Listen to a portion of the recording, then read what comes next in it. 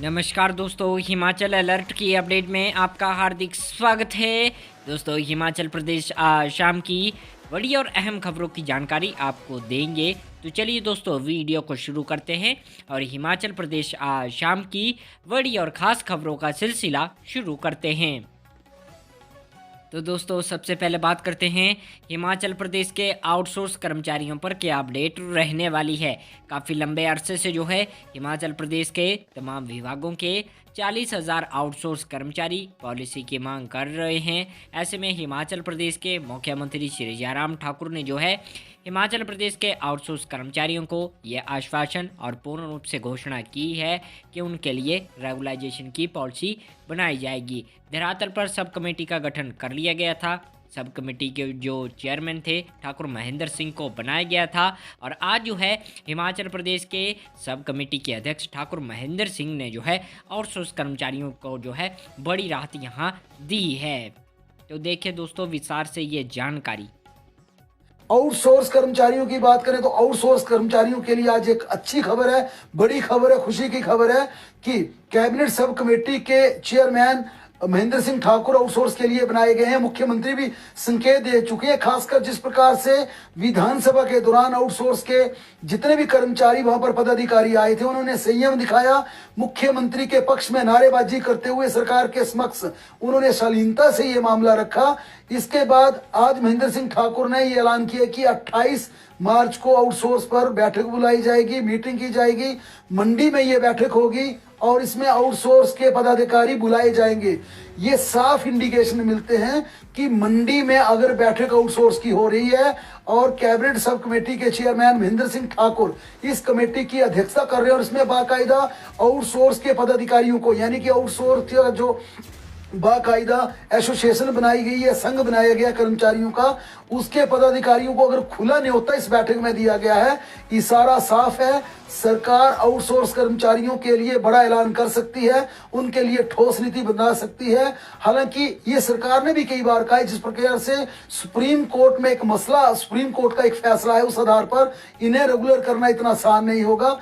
लेकिन अक्सर कहा जाता है कि ईश्वर के बाद सरकार होती है, सरकार चाहे तो कुछ भी कर ले। यानी कि रेगुलर पे स्केल की जो लंबे समय से बात चल रही है, रेगुलर पे स्केल पर सरकार इन्हें विचार करने में जुट गई है। चुनावी वर्ष है, मंडी में बैठक है। 28 का दिन हिमाचल प्रदेश के आउटसोर्स कर्मचारियों के लिए सबसे बड़ा होगा, क्योंकि आज ये फैसला लिया गया है कि आउटसोर्स पर 28 मार्च को मंडी में बैठक की जाएगी।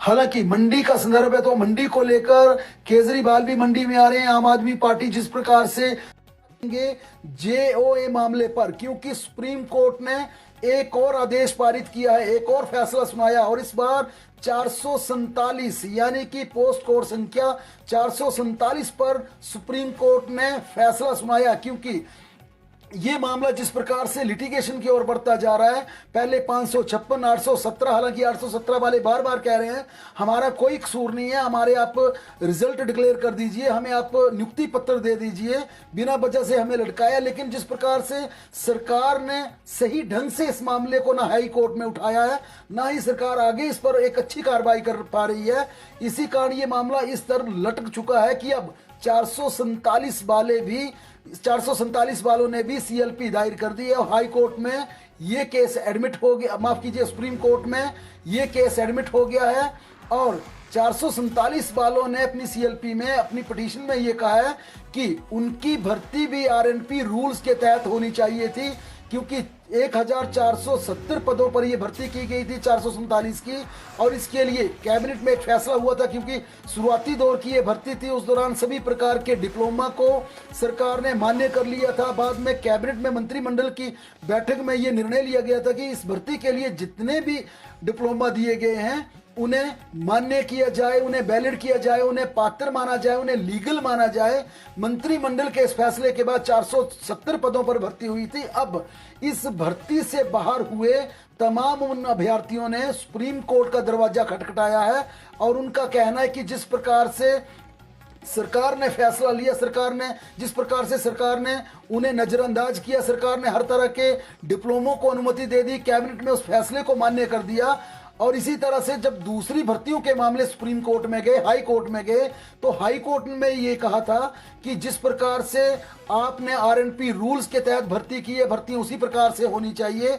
अब इसी को आधार मानते हुए 447 में भर्ती प्रक्रिया से बाहर हुए कैंडिडेट्स सुप्रीम कोर्ट पहुंचे और सुप्रीम कोर्ट ने इस पर बाकायदा नोटिस जारी किया हिमाचल प्रदेश की सरकार को और कहा गया है कि इसमें 810 जो रिस्पोंडेंट हैं उन्हें बाकायदा उस पूरी भर्ती प्रक्रिया का, उस पूरे फैसले का डिटेल में उन्हें इसकी जानकारी दी जाए। यानी कि अब सरकार की मुसीबतें धीरे धीरे जेओए मामले में बढ़ती जा रही हैं, संकट उनके लिए बनता जा रहा है।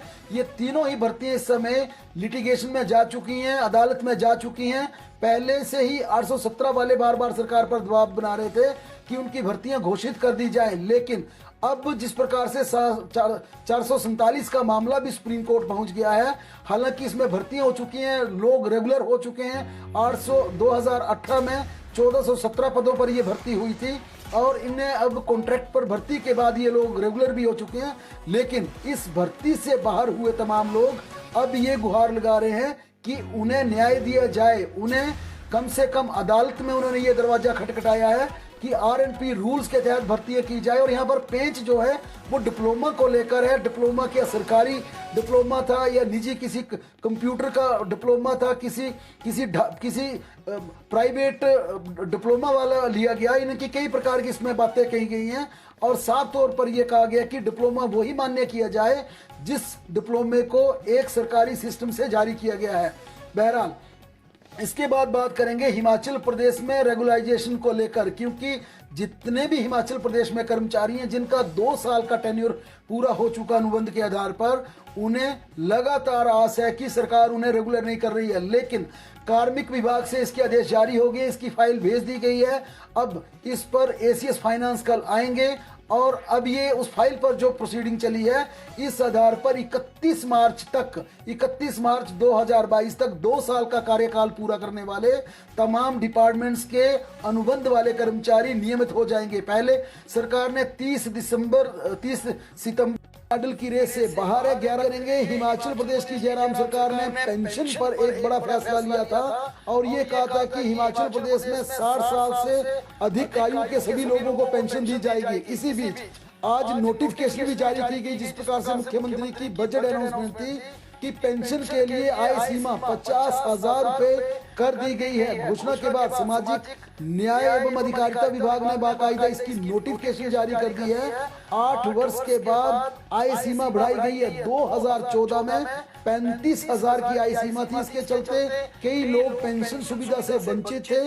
अब हिमाचल प्रदेश के 60,000 से ज्यादा लोगों को इसका सीधा लाभ मिल पाएगा, क्योंकि बुजुर्ग, विधवा, एकल नारी, कई प्रकार के ऐसे आर्थिक रूप से कमजोर वर्ग हैं जिसे 50,000 की सालाना आय फिक्स करने के इस क्राइटेरिया को, इस कैप को लगाने पर इसका सीधा लाभ मिलेगा। 35 से 50 यानी कि 15,000 रुपए सालाना आय का यहाँ पर एक बहुत बड़ी राहत इस वर्ग को मिल रही है। अब बात करेंगे टीए और एरियर की, क्योंकि जिस प्रकार से डीए का एरियर देने का ऐलान सरकार ने किया था और इसके चलते, इस खुशी के चलते तमाम कर्मचारियों ने अपने डीए के एरियर ट्रेजरी में भेजे, लेकिन ट्रेजरी में कोई भी डीए एरियर का बिल पास नहीं हो रहा, बिल पारित नहीं हो रहा है। सरकार के आदेशों का ट्रेजरी में बिल्कुल अमल नहीं हो रहा है और ट्रेजरी ने जितने भी ऐसे मामले थे इनकी फाइलें वापस लौटा दी हैं। 31% डीए देने की सरकार ने घोषणा की थी, वित्त विभाग ने ऑर्डर न होने के कारण ये फाइलें अभी तक क्लियर नहीं हो रही है, क्योंकि ट्रेजरी का कहना है कि घोषणा जरूर हुई है लेकिन वित्त विभाग के इसके लिए लिखित आदेश नहीं आए हैं। वित्त विभाग ने इसके ऑर्डर जारी नहीं किए, इस वजह से ये तमाम फाइलें फंस चुकी हैं, ये फाइलें क्लियर नहीं